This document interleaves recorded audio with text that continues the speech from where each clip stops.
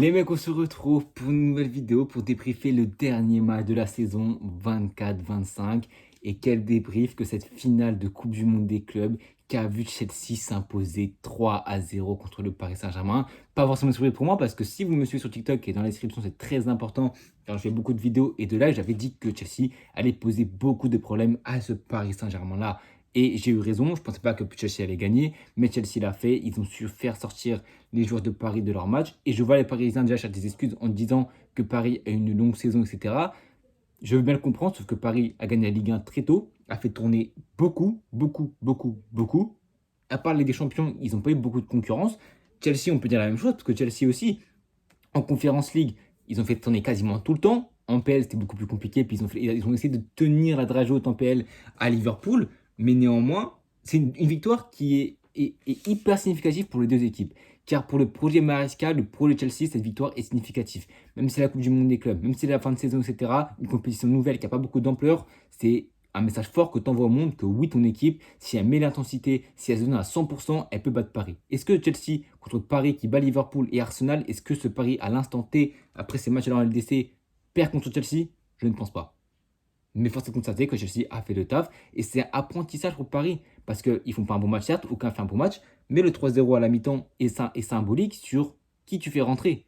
Et Paris a pu compter sur 13 joueurs dans la rotation, 13-14 joueurs dans la rotation cette saison.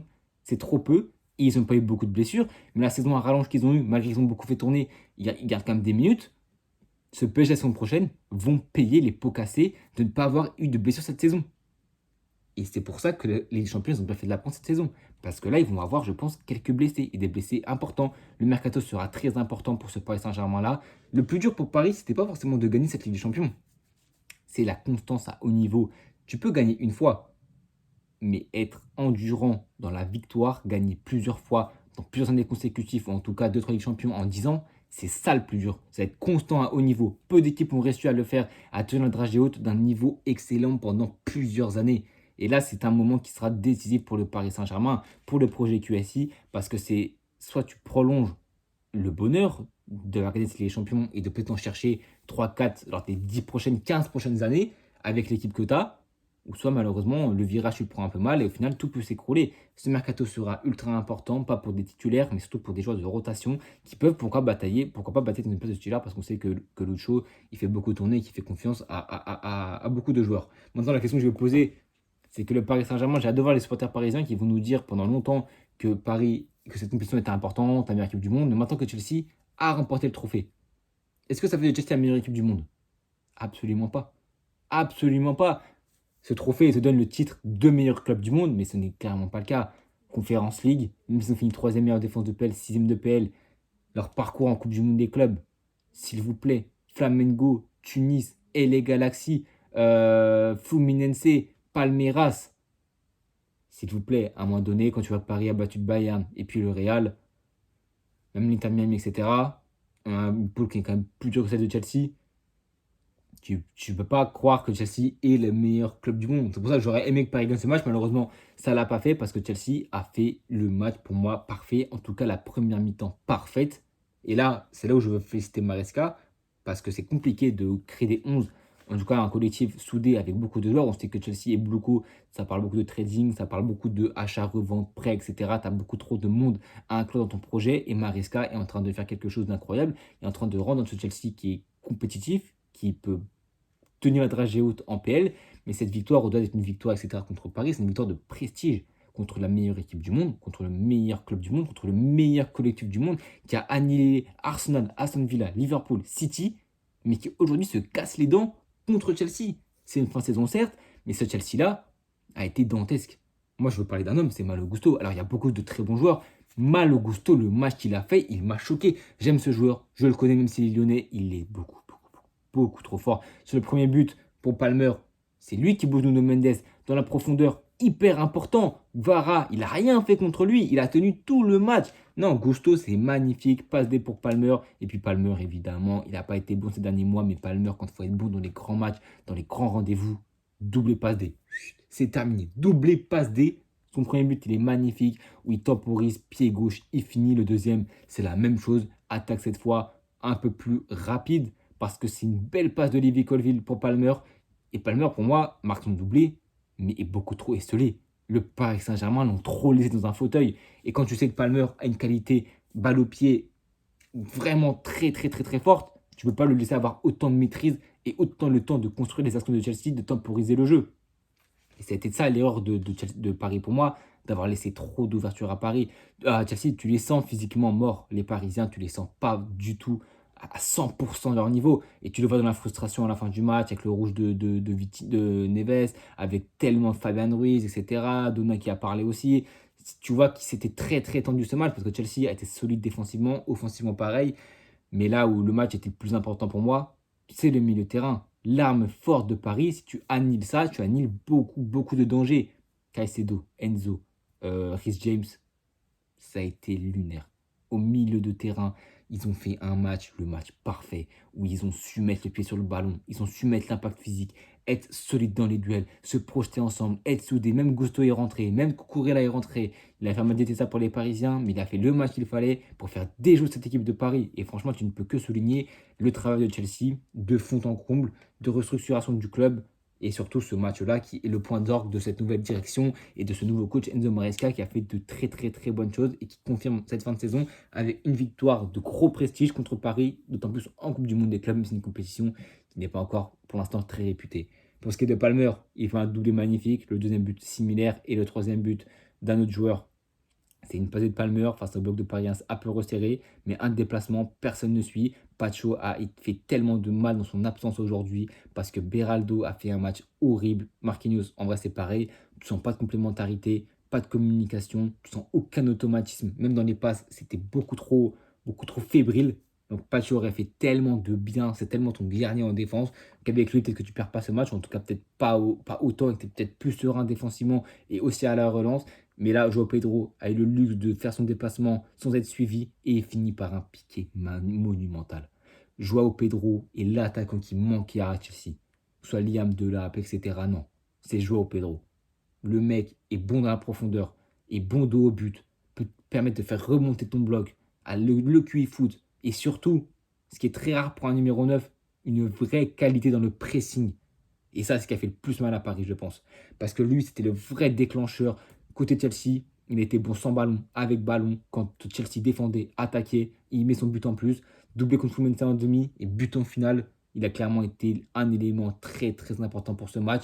Pour moi, c'est Palmer, Pedro, Malo qui était fort. Le milieu de terrain, Caicedo, Enzo. Ils ont fait le match qu'il fallait, les duels qu'il fallait remporter, la grinta, le supplément d'âme, tout ce qu'il fallait pour remporter ce match. Même balle au pied, dans les relances, dans les espaces que Paris a laissé dans le dos. J'ai vu Paris-Real Madrid, mais cette fois, c'était Paris qui jouait le rôle du Real. La défense de Paris, les placements des Parisiens, tu sentais qu'ils n'avaient pas connu ça cette saison.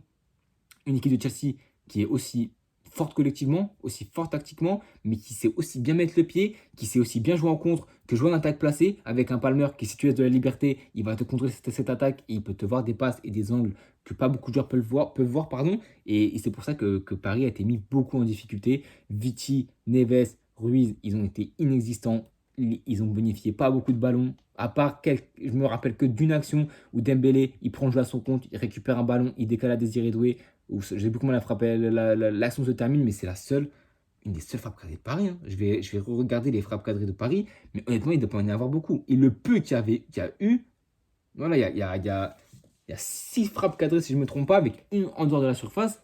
Mais pour une grande équipe, il faut un grand gardien. Aussi décrié qu'il a été, Robert Sanchez ce soir a fait un match qui, déjà balle au pied, était méga intéressant. Je me rappelle d'une passe qui traverse 2 lignes et qui traverse tout le terrain à ras de terre. Ce Paris Saint-Germain Prime ne laisse jamais cette passe passer. Ça prouve bien que Paris n'était pas en forme, aussi bien mentalement que physiquement que tactiquement. Ils étaient complètement à la rue, complètement sonnés par l'entame de match de Chelsea. Ils ont un peu réagi, mais ça n'a clairement pas suffi. Et Robert Sanchez, quand il te sort cette manchette extraordinaire sur une belle frappe une belle déviation pardon, de Dembélé, Paredes Désiré Doué qui met une énorme frappe de loin. Je sais plus c'est qui, non, je crois que c'est Vitinha qui met une énorme frappe de loin. Il te la sort, mais cet arrêt m'a choqué. Et l'autre arrêt qui m'a choqué, c'est Donnarumma sur Liam Delap, cet arrêt monumental de Donnarumma. On n'en parlera pas parce que Paris a perdu, mais cet arrêt, il ne faut pas l'oublier. Et ouais, donc franchement, ouais, collectivement, Chelsea a été 2 tons au-dessus. Même Neto a fait du mal, offensivement, défensivement. Chelsea a compris comment il fallait jouer au football. Il fallait défendre ensemble, il fallait attaquer ensemble. Le Real Madrid, j'espère qu'ils ont regardé ce match parce que Colville, Chalobah, Cucurella, Gusto, est-ce que c'est plus sexy que Rudiger, Einstein, Militao, Tchouaméni, etc. Trent, Carreras? Non. Pourtant, Chelsea a mieux relancé que nous, a mieux utilisé le ballon, a eu plus d'idées, avec plus de temps certes. C'est pour ça qu'il faut laisser le temps à Xabi de instruire ce qu'il veut mettre aux joueurs du Real Madrid, de leur laisser le temps de comprendre, et qu'il faut voir dans quelques mois comment on pourra jouer, relancer et s'adapter à ce nouveau football beaucoup plus moderne. Mais c'est ce match va faire rendre compte pardon, à beaucoup de gens que les stats, que les égos, les individualités, c'est bien, mais qu'un collectif, ça primera toujours. Et aujourd'hui, le collectif de Chelsea a été plus fort que Paris. Mais est-ce que ça veut dire que Chelsea est la meilleure équipe du monde? Absolument pas. Il ne faut pas oublier la saison de Paris monumentale, avec beaucoup de matchs, avec beaucoup d'adversité, beaucoup de remontada mentale. Faut pas oublier ça. Paris restera pour moi la meilleure équipe du monde, l'équipe qui m'a le plus impressionné, avec cette première mi-temps de Chelsea aussi. Mais Paris a raté son match complètement. Complètement. Nuno Mendes, Hakimi, ils n'ont pas du tout été menaçants, très bien contenus par Gusto ou par Cucurella. En fait, Chelsea a eu le vice qu'aucune équipe a eu contre Paris de faire la faute, de mettre le pied, de ne pas être impressionné. Chelsea est rentré sur ce terrain en se disant oui, on peut le faire, on est serein de nos qualités et on sait qu'on peut poser des problèmes à Paris. Et on a vu qu'ils ont joué sans complexe, qu'ils ont attaqué sans complexe, qu'ils ont varié les zones de jeu, qu'ils ont varié les styles de jeu et qu'ils étaient super solides défensivement. Ils étaient soudés et même au milieu de terrain, il n'y avait rien qui passait. Chelsea était aujourd'hui, je pense, 2 tons au-dessus de Paris. Et c'est fou de se dire ça. Dans Chelsea qui, même en Conference League, à part le Betis Séville, n'a pas affronté de grosses équipes. En PL, il y a quelques figures de prestige, mais ça n'a pas été fou. Et dans cette Coupe du Monde des clubs, Paris était la première grosse équipe qu'ils ont eu à affronter. Et ils ont complètement annihilé Paris. Et Paris, ils vont. Le sentiment des Parisiens doit être bizarre parce que tu dois être déçu de ton équipe aujourd'hui. Mais si tu n'oublies pas les 10 mois qui ont précédé cette défaite, tu peux qu'être ravi de ce que Paris a produit. Alors oui, ce ne sera pas la saison parfaite, mais en vrai, le quadruplé est déjà incroyable, que ce soit Trophée des Champions, Ligue 1, Coupe de France, LDC. C'est un quadruplé qui est magique pour l'histoire du club, qui est magique pour QSI, qui est magique pour les joueurs et les supporters. Alors ce trophée aurait pu être le pompon, aurait pu être la fin parfaite pour ce Paris Saint-Germain-là 2024-2025. Malheureusement, c'est peut-être cette défaite qui fait passer ta saison de 10 sur 10 à 9,5. Mais il ne faut pas oublier que ce Paris Saint-Germain a beaucoup enchaîné, même s'ils ont quand même su faire tourner un Paris Saint-Germain qui a peut-être beaucoup plus de profondeur et qui a la profondeur de Chelsea. Peut-être qu'ils abordent ce match en étant peut-être un peu moins fatigués et avec peut-être un plus gros répondant. Après, c'est des questions qui seront sans réponse. On se retrouve du coup pour la fin de cette vidéo. Dites-moi en commentaire ce que vous pensez de ce match, de cette saison globalement. Ça fait bizarre, c'est le dernier match de cette saison 24-25. Merci de m'avoir suivi. Évidemment, les vidéos ne sont pas terminées. Mardi, j'ai sorti une vidéo sur le point mercato du Real Madrid, parler des revenus, des venues, des arrivées, des potentiels départs et de mon 11 probable de ce que j'aimerais voir avec le Real de Xabi Alonso. Et évidemment que entre recrues, mercato, équipe à suivre, etc., il y a beaucoup de vidéos qui vont sortir dans ces prochains jours, dans ces prochains mois. On se retrouve, en tout cas pour le prochain débrief, c'est sûr, c'est clair et certain que ça sera le 13 août pour ce match de Super Coupe de l'UEFA entre le Paris Saint-Germain et Tottenham. Oui, encore Paris, mais ils vont peut-être chercher un autre trophée, encore une fois, européen. En tout cas, les mecs, merci beaucoup pour la force. On s'approche bientôt des 1000 abonnés. J'espère qu'on pourra les avoir avant le début de la prochaine saison. Je pense que les 10-15 qui vont rester, je pense qu'on pourra les faire. En tout cas, merci pour la force. J'essaie de proposer du meilleur contenu du mieux possible. Je sais que je ne parle pas beaucoup de mon contenu, mais j'essaie de m'améliorer en montage, en vidéo, etc., en musique, en pertinence de mes mots. En tout cas, les mecs, merci beaucoup. On se retrouve très bientôt pour de prochaines vidéos. Mes réseaux sont en description, TikTok, Twitter, etc. Je fais souvent des lives, on parle foot. Si vous voulez monter, n'hésitez pas. Je vais peut-être parler, arrêtez de causer. À tout le monde, les mecs, à la Madrid et à tout le monde.